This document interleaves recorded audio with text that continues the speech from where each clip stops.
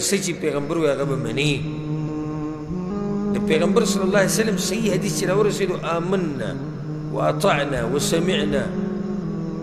بس موږ ومنله زموږ په ایمان دی موږ په عمل شروع دا به نه وي چې پلانی پې عمل کوي او که پلانی پې نه کوي پاکستان کې ډېر خلک نه مني او په افغانستان کې لږ خلک مني او په انډیا کې ډېر مني او په بنګلادیش کې لږ مني او سعودیان خو داسې نه کوي او کویتیان خو دغه چل کوي دا خبرې پرېږدئ چې کوم ځای کې قرآن او حدیث راورسېدو په هغې باندې به څه کوي عمل به کوي نو بعض به څه وایي دا د شافعي مذهب والا لپاره او دا مالکی او دا حنبلي او د سعودیانو مذهب جدا دی او زمونږ جدا دی د عربو مذهب جدا دی زمونږ جدا دی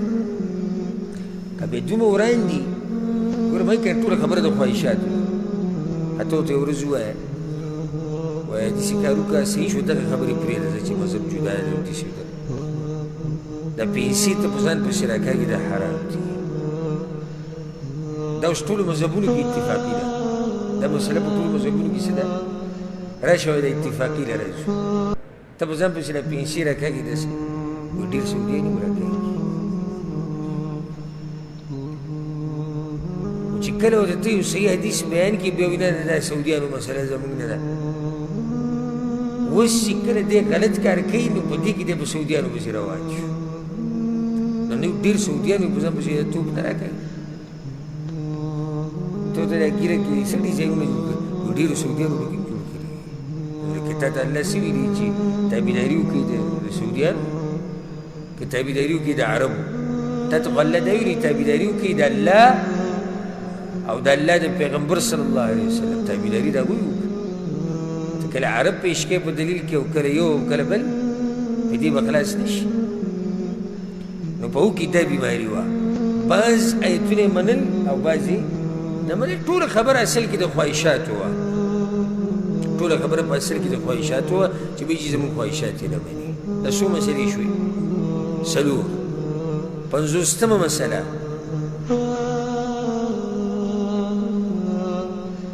جاهلیت والو کې دا بیماري وه انکار به کو د دینه وی په پیغمبرانو باندې الله کتابونه نه دي نازل کړي دې خبرې نه منکرو یهودو چې کله ګوره د حسد ته ګوره حسد انسان کم ځای ته رسوي واورئ حسد انسان کم ځای ته رسوي یهودو ته ښه پته وه چې په آخري وخت کې به یو پیغمبر راځي نوم به یې دی پیدا کېږي و په مکه کې هجرت به داسې زده کوي چې هلته به کجورې ونې ډېري یعنې مکمل تفصیل په تورات کې شتي په انجیل کې شتي په زبور کې شتي دوی چې کله پیغمبر صلی الله علیه وسلم ولیدو چې دا خو په عربو کې راغی دوی خو په دې تمه و چې دی به په چا کې راځي بني اسرائیلو کې به راځي پیغمبر به راشي لکه څنګه چې نور ډېر اکثر پیغمبران په بني اسرائیلو کې راغلي دي نو دوی خو دا مطلب و چې دا اخرنی پیغمبر به په موږ کې راشي هلته الله اخرنی پیغمبر په عربو کې راوستو د الله پکې حکمت دوی چې کله ولیدو چې پیغمبر راغی او پیغمبر صلی الله علیه وسلم وله دعوت ورکړو چې زه هغه پیغمبر یم اخرنی چې زما تذکره په تورات کې هم شتي په انجیل کې هم شتي په زبور کې هم شتي او تاسو ته پته دی یهودو چې الله مخکې کتابونه راکوز کړي دي په موسی علیه السلام باندې په عیسی علیه السلام باندې په بل او په بل باندې نو تاسو خو پکار دی چې خبره ومنئ تاسو خو پوهئ ظالمانو د حسد د لاسه دا ووایي ما انزل الله على بشر من شيء دا وایي دروغ دي الله چېرته هم په انسان باندې کتاب نه دی نازل کړی بلکل منکر شو یعنی خپل پیغمبران خو دوی منل که نه چې په هغوی باندې آسماني کتابونه را نازل شوي دي د حسد د لاسه یې د هغه ټولو نه انکار وایي الله چېرته هم کتاب نه دی نازل کړی الله پې ډېر ناشنا رد وکړو ځکه خو الله په سورت الفرقان کې دا خبره کړې ده ولا یأتونک بمثل پیغمبر دوی چې کومه خبره هم تا ته کوي الا جئناک بالحق واحسن تفسیرا موږ به درته ډېر ښایسته جواب درکړو ته غم مه کوه چې دوی څه اعتراض هم کوي جواب نه وي دوی ما انزل الله على بشر من شيء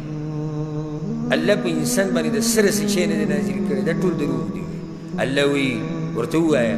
من انزل الكتاب الذي جاء به موسى هغه کتاب چا نازل کړی هغه موسی علیه السلام چې راوړی او تاسو منئ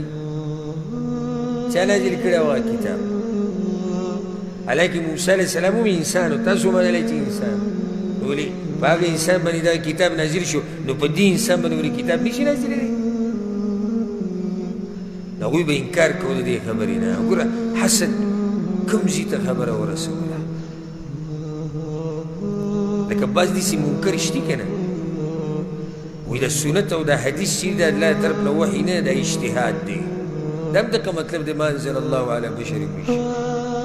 یو سړی د قرآن نه منکري او یو سړی د څه نه منکري د حدیثونه خو یو شی دی ځکه چې د دین خو دوه غټ اصول دي اطیعوا الله واطیعوا الرسول قرآن او حدیث قرآن او سنت یو سړی د قرآن نه منکر شو یو سړی د صحیح حدیثو نه منکر شو خو یو شی دی کې فرق نشته بله مسله یوه پنځوسم مسله او په دې درس کې شویمه شپږمه قولهم في القرآن إن هذا إلا قول البشر هغوی به د قرآن په باره کې دا وی دا د انسان وینا ده د الله وینا نه ده والعیاذ بالله د قرآن په باره کې د هغوی دا نظریه وه چې د قرآن دا وینا د انسان ده لکه څنګه چې الولید ابن المغیره دا خبره کړې وه سورة المدثر کې هغې ته اشاره ده که ثم نظر ثم عبس وبصر ثم أدبر واستكبر فقال إن هذا إلا سحر يؤثر إن هذا إلا قول البشر قرآن ته د بشر او د انسان خبرې حالانکه قرآن چې دی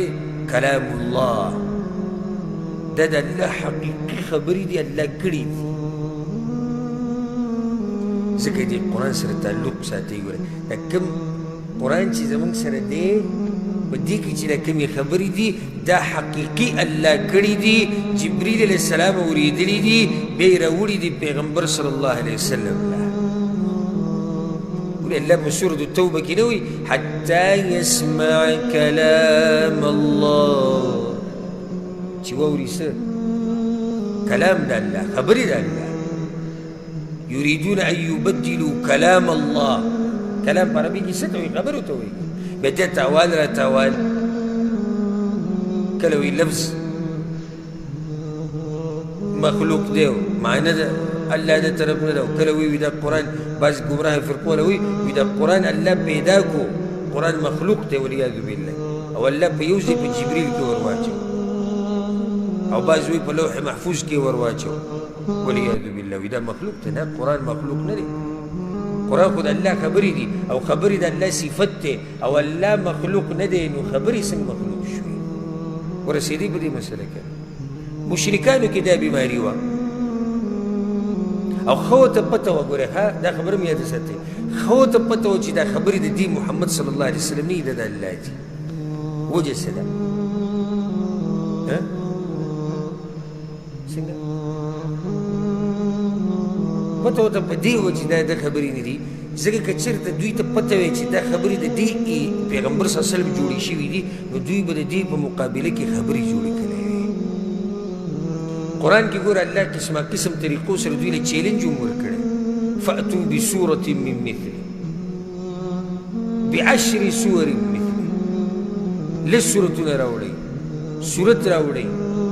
قرآن تر ټول لا جمع شي انسانان او پیریان راوړي دې په شان قرآن نو بیا ټولو کې اخر کې ورته ویلي فأتوا بسورة من مثله یو سورت راوړئ قرآن کې ټوله لنډ سورت سورة الکوثر درې آیتونه راوړئ